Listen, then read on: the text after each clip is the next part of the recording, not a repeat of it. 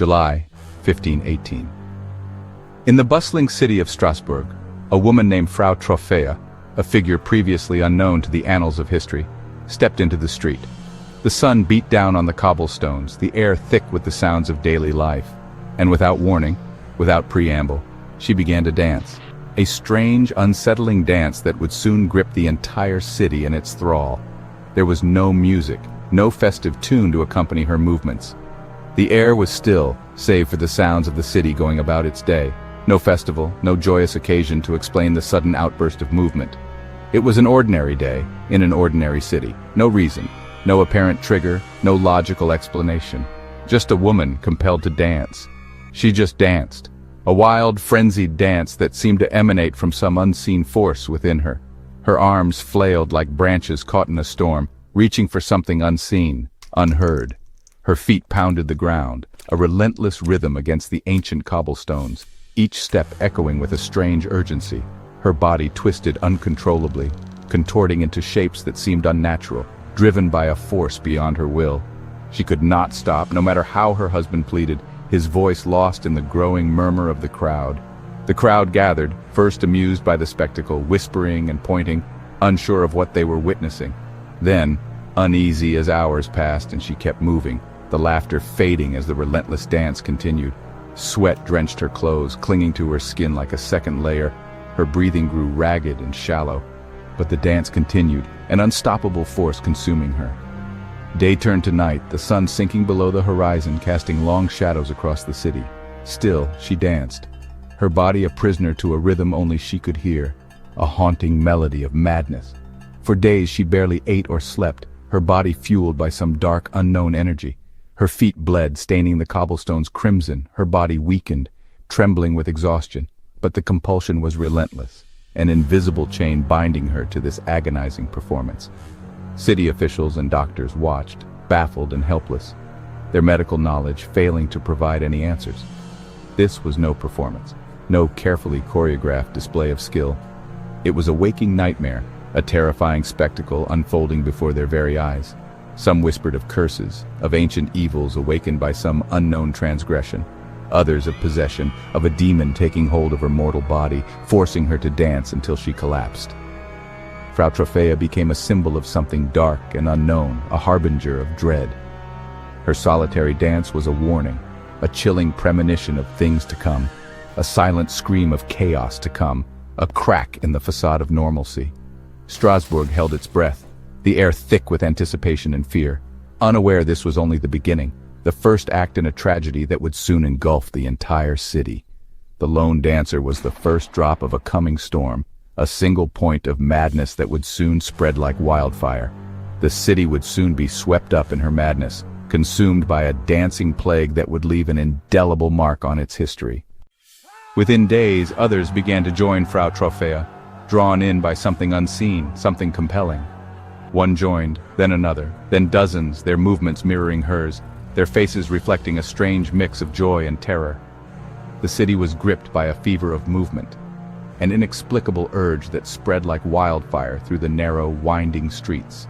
Men, women, young and old, were all susceptible to this strange affliction. Even children, barely old enough to walk, found themselves caught up in the frenzied dance. They were seized by the same uncontrollable urge, a force that seemed to bypass their will and command their bodies. The growing numbers filled the streets, transforming familiar thoroughfares into stages for this bizarre spectacle. They danced with wild, convulsive motions, their bodies contorting in ways that seemed unnatural, almost inhuman. Their eyes were wide with fear and exhaustion, yet they couldn't stop, compelled by an invisible force. The city's normal sounds vanished, the everyday hustle and bustle replaced by an unsettling silence broken only by the sounds of the dance. The usual sounds of life were replaced by the relentless thud of feet against cobblestone and the desperate cries of pain from those whose bodies were failing them. Families tried desperately to restrain loved ones, pulling them from the throng, begging them to stop. But the dancers broke free, their eyes glazed over, lost in a trance that rendered them deaf to pleas and blind to reason. Hundreds were soon caught in the grip of the dance, their numbers swelling with each passing hour. The authorities were overwhelmed. their attempts to quell the dancing proving futile against the sheer force of the phenomenon. They were powerless to stop the spreading mania, the dance consuming the city like a relentless fire. Strasbourg became a city possessed, its inhabitants caught in the throes of a collective madness. It was paralyzed by a plague of motion, a relentless, unstoppable force that held the city in its sway. For the afflicted, there was no escape, no respite from the agonizing rhythm that controlled their every move. There was only endless, punishing movement, a relentless cycle of exertion and pain that threatened to break their bodies and spirits. For the rest of the city, there was only fear, a gnawing dread that permeated every corner of Strasbourg. The question hung heavy in the air. Who would be next to succumb to this strange and terrifying affliction? The city's panic grew exponentially as the dance spread like a contagion, leaping from street to street, infecting more and more of the population. Entire neighborhoods were consumed, their inhabitants swept up in the relentless tide of the dancing plague. The question haunted everyone, casting a long shadow over the once vibrant city.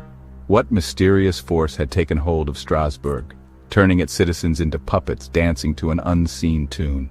The city was trapped in a nightmare with no end in sight, a terrifying dance macabre played out on the streets of Strasbourg. The situation in Strasbourg was spiraling out of control. Desperate for answers, city leaders turned to the only people they thought could help, the doctors. They were grasping at straws, hoping for a solution, any solution. The physicians, after much deliberation and consultation of ancient texts, declared it a disease, hot blood, and prescribed a bizarre cure, a remedy that seemed to defy all logic, more dancing. It was a strange prescription even for the time. Guild halls, normally centers of commerce and trade, became dance floors. To accommodate the growing crowds, a stage was built, and musicians were hired at great expense to keep the afflicted moving, to fuel their frenzied movements. The city, in its desperation, organized a massive, grim dance party, a macabre festival of sorts. They were hoping against all odds that the fever would burn itself out, that this strange affliction would simply exhaust itself. But the music, instead of providing relief, only fueled the madness, intensifying the already chaotic scene. The number of dancers grew exponentially. The chaos intensified, spiraling further and further out of control. The so-called cure, this well-intentioned but misguided attempt at healing, became a catastrophe. The relentless beat, the constant movement pushed people beyond their physical and mental limits. Instead of healing, the authorities, in their ignorance, were inadvertently helping the affliction spread, exacerbating the crisis. The city's best intentions, born out of desperation and a lack of understanding, turned deadly. The dance only grew wilder, more frantic, the suffering deeper, more profound. Strasbourg's experiment in medicine, a desperate gamble, had failed spectacularly. The plague raged on, seemingly immune to reason, to logic, to any form of intervention. The city was running out of options and, more importantly, running out of hope. With medicine failing, fear turned to faith. The church declared the plague a punishment from Saint Vitus, the saint said to curse sinners with uncontrollable dance. Musicians were sent away, stages dismantled, and public dancing banned. The afflicted were rounded up and taken to a distant shrine of Saint Vitus. There, priests prayed, performed exorcisms, and sprinkled holy water. Some collapsed from exhaustion and awoke free from the compulsion. For most, the rituals were just another torment. The curse seemed immune to both science and faith. The city's suffering continued, prayers unanswered. Strasbourg's nightmare mocked every attempt at salvation. The dance would not be stopped by reason or religion. The people were left with only questions and fear. The madness endured. The dance became deadly. Bodies broke down from exhaustion, dehydration, and relentless motion. People collapsed from heart attacks and strokes, their final moments of violent spasm. The city's streets filled with the dying and the dead. Families watched helplessly as loved ones danced themselves to death. Workers hauled away bodies by the wagon load. The plague lasted over a month, claiming hundreds of lives. When it finally ended, Strasbourg was left in shock and grief. The silence that followed was haunted by memories of the endless, deadly dance. The city would never forget the summer when joy became a weapon. The question lingered. What had truly happened? The mystery endured long after the last dancer fell. Strasbourg was forever changed. Centuries later, the dancing plague still remains shrouded in mystery. Modern science largely dismisses the idea of curses and the old concept of hot blood. The leading theory now is mass psychogenic illness. more commonly known as mass hysteria. When under extreme stress, entire communities can sometimes manifest a range of bizarre physical symptoms. Strasbourg was a city battered by famine, rampant disease, and overwhelming fear. Perhaps Frau Trofia's dance triggered a collective breakdown in the community. The mind, desperate for an escape, somehow convinced the body to move uncontrollably. The widespread belief in curses only fueled the contagion further. The trance spread rapidly, then eventually faded as the initial panic subsided. The plague, in this case, was not caused by a germ, but by the immense power of the mind when under unbearable pressure and stress. The mystery serves as a testament to the strange and often unexplored limits of human psychology. Another theory blames ergot poisoning, a fungus on rye that can cause convulsions and hallucinations. The region's bread may have been tainted, triggering spasms mistaken for dance. But ergot usually causes gangrene, not coordinated movement, and there are no reports of blackened limbs. It's unlikely hundreds would react identically for weeks. Perhaps the truth is a mix. A poisoned harvest primed the body, mass hysteria seized the mind. The dancing plague remains a chilling reminder of our vulnerability.